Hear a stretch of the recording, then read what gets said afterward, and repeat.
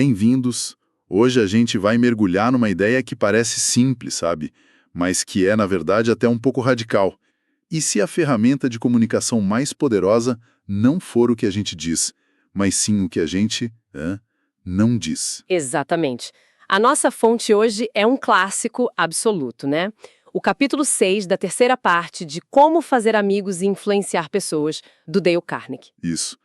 E a nossa missão aqui é investigar um único princípio, que é, basicamente, deixe a outra pessoa falar durante a maior parte da conversa. Parece fácil, né? Mas não é. Pois é. E vamos ver como isso pode fechar um negócio milionário, consertar uma relação familiar e até, quem sabe, garantir um emprego. É uma premissa fascinante porque vai totalmente contra o nosso instinto. A gente vive numa cultura que valoriza ter a resposta certa, sabe? A fala de efeito, o argumento final. Sim, o lacrou. Exato. E o Carnegie nos convida a fazer o oposto.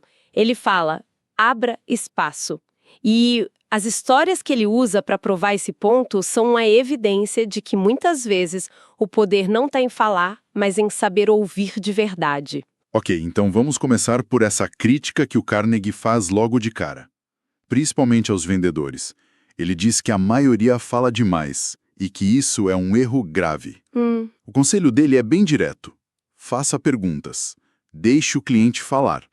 Afinal, a outra pessoa conhece os próprios problemas infinitamente melhor do que você, né? Exato.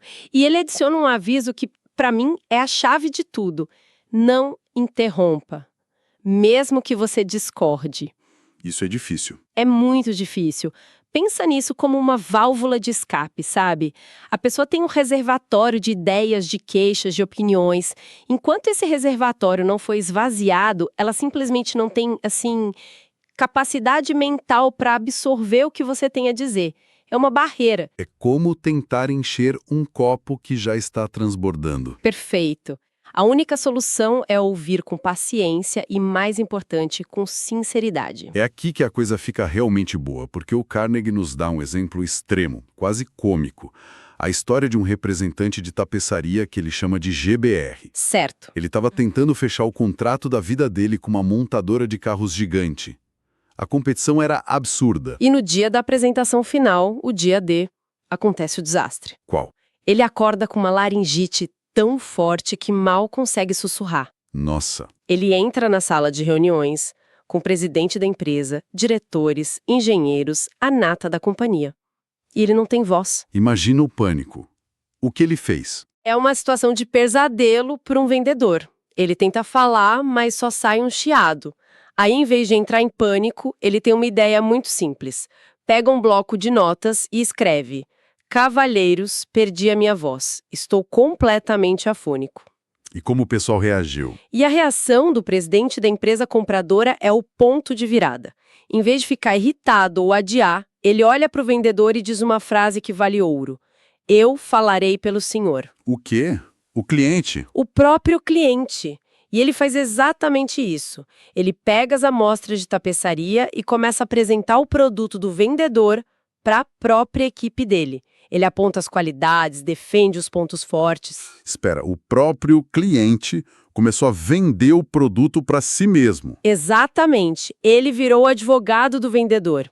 Quando os outros diretores levantavam alguma objeção, era o presidente quem argumentava a favor da tapeçaria. E o vendedor, o GBR? Ficou lá só assistindo, sorrindo, acenando com a cabeça. Ele virou um espectador da própria venda. Inacreditável. E o resultado? O resultado, ele fechou o maior contrato da carreira dele, $1.600.000. Uau!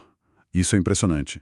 E a ironia é que depois ele confessou que se tivesse conseguido falar, provavelmente teria perdido o negócio. Sim, porque a abordagem que ele tinha em mente estava toda errada. Mas qual a psicologia por trás disso? Por que funcionou tão bem? Então, essa é a parte fascinante. É um exemplo clássico do que os psicólogos chamam de efeito de posse. Ou, de forma mais coloquial, o efeito IKEA. Efeito IKEA. Como a loja de imóveis. Isso.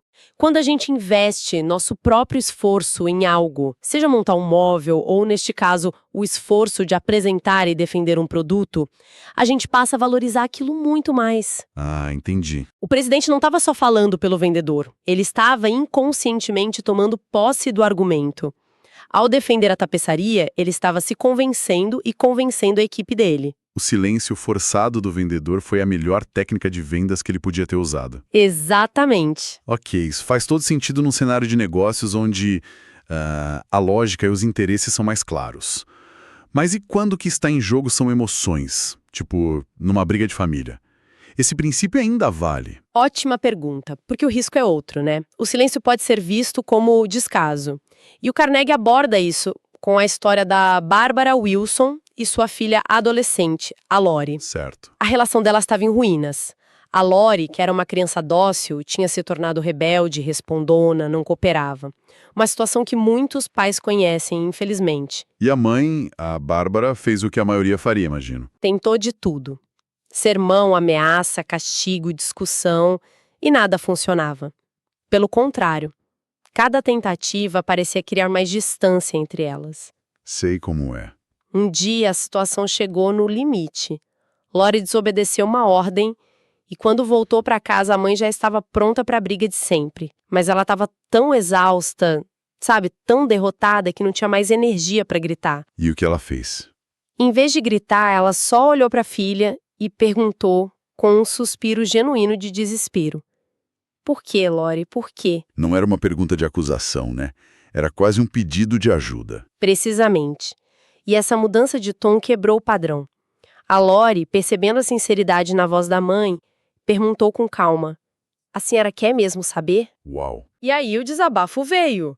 A filha disse que se sentia completamente ignorada, que a mãe nunca escutava de verdade, só dava ordens, que sempre que ela tentava falar sobre os medos dela, as inseguranças de adolescente, a mãe a interrompia com "arrume seu quarto" ou "faça sua lição". Ela não queria ordens, ela queria uma confidente. Exato. A mãe achava que estava sendo uma boa mãe ao dar direções, mas na verdade estava construindo um muro. Que percepção. Foi transformador para Bárbara. Ela entendeu que passou anos falando, quando a única coisa que a filha precisava era que ela ouvisse.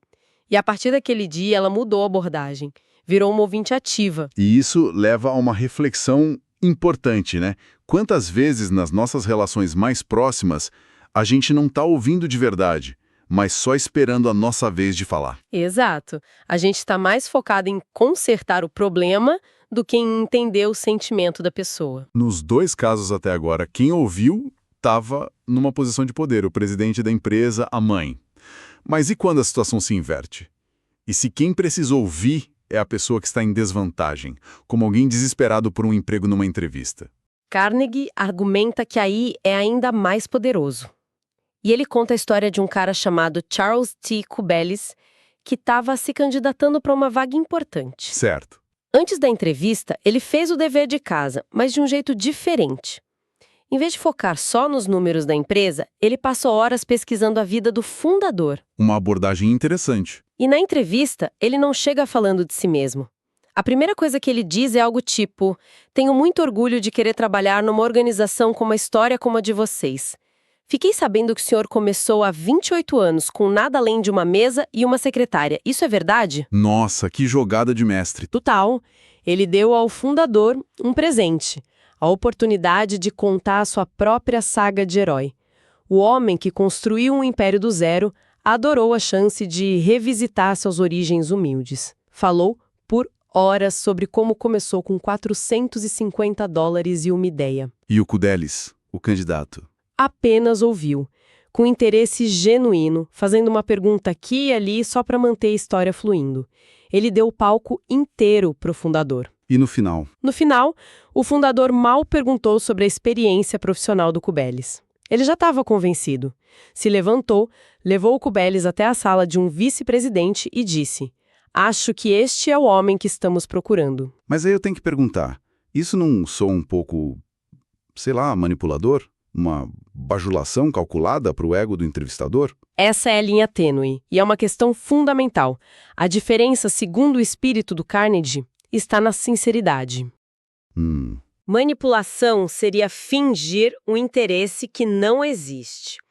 O que o Kubelis fez foi estratégico, mas partiu de uma curiosidade real. Ele fez uma pesquisa genuína e encontrou um ponto de conexão autêntico, que era a história de superação do fundador. Entendi. Ele não inventou o interesse, ele só deu espaço para uma história que já era importante para o fundador ser compartilhada. Foi inteligente, mas não necessariamente desonesto, entende? Entendi a distinção. É sobre encontrar um interesse genuíno e deixar outra pessoa explorar aquele tema. Para fechar o ciclo, o Carnegie traz uma citação de um filósofo francês, La Rochefoucauld, que resume essa ideia de forma bem provocativa. Sim, é uma daquelas frases que te fazem parar para pensar. Se quiser ter inimigos, sobreponha-se aos seus amigos. Se quiser ter amigos, deixe que seus amigos se sobreponham a você. Isso é difícil de engolir, né? E vai contra tudo que a gente aprende sobre autoconfiança, sobre mostrar as nossas conquistas. Com certeza. A gente não corre o risco de parecer passivo ou sem valor se sempre deixarmos os outros brilharem? Onde que fica o equilíbrio? O equilíbrio é tudo. Não se trata de se diminuir, mas de não sentir a necessidade de se afirmar o tempo todo às custas dos outros. A história que ilustra isso é a de Henrietta Dee, uma consultora de empregos de muito sucesso em Nova York. Ela era ótima no que fazia, mas não tinha um único amigo no escritório. E por quê? Porque ela não perdia uma oportunidade de se gabar. Cada nova conta que ela fechava, cada candidato difícil que ela conseguiu alocar, virava um anúncio público no escritório. Ela não fazia por mal, estava só orgulhosa. Mas para os colegas, cada vitória dela soava como uma derrota para eles. Gerava inveja, ressentimento, a fazia parecer arrogante. Exatamente, quando ela estava se sobrepondo aos amigos, como diz a citação. Exatamente. Quando ela aprendeu esse princípio, mudou a tática. Parou de falar tanto sobre si mesma e começou a perguntar às colegas sobre as conquistas deles. E funcionou. E ela descobriu algo óbvio, mas que ignorava. Eles também tinham vitórias, também tinham histórias de sucesso para contar e estavam ansiosos por uma plateia. Ao dar esse espaço, ao celebrar as conquistas deles, ela finalmente construiu pontes. As pessoas começaram a vê-la como uma aliada, não como uma rival. Então, quando a gente junta todas essas peças, o princípio do Carnegie é incrivelmente consistente. Seja numa negociação de $1 milhão, numa crise familiar, numa entrevista ou nas pequenas interações do dia a dia. O fio condutor é o mesmo. Uma mudança radical de foco do eu para o outro. É o reconhecimento de que, no fundo, todo mundo está mais interessado na própria vida, nos próprios problemas, nas próprias histórias. Sim. E ao dar às pessoas o presente do seu silêncio atento, você não apenas obtém informações valiosas, mas, mais importante, você constrói uma conexão. Você faz a outra pessoa se sentir vista, ouvida e importante. E esse é o alicerce de qualquer tipo de influência genuína. A gente costuma pensar que comunicação é sobre a eloquência, sobre ter o argumento perfeito. Mas a lição de hoje sugere que a forma mais poderosa de se comunicar pode ser, na verdade, a qualidade com que a gente ouve. Com certeza. Isso nos deixa com um pensamento final para refletir. Qual conversa importante na vida da gente poderia mudar completamente se decidíssemos, só uma vez, entrar nela com a meta de deixar a outra pessoa falar 75% do tempo? Essa foi a nossa análise de hoje. E lembrem-se, ver um vídeo como este é muito bom para crescer com o conteúdo. Mas ler o livro é sempre muito melhor. É verdade. O link para adquirir o livro está na descrição para quem quiser se aprofundar ainda mais. A gente agradece a presença de todos, convidamos vocês a se inscreverem no canal, deixar o like e ativar o sininho de notificações para não perder nada. E a análise do próximo capítulo já está no próximo vídeo. Até lá!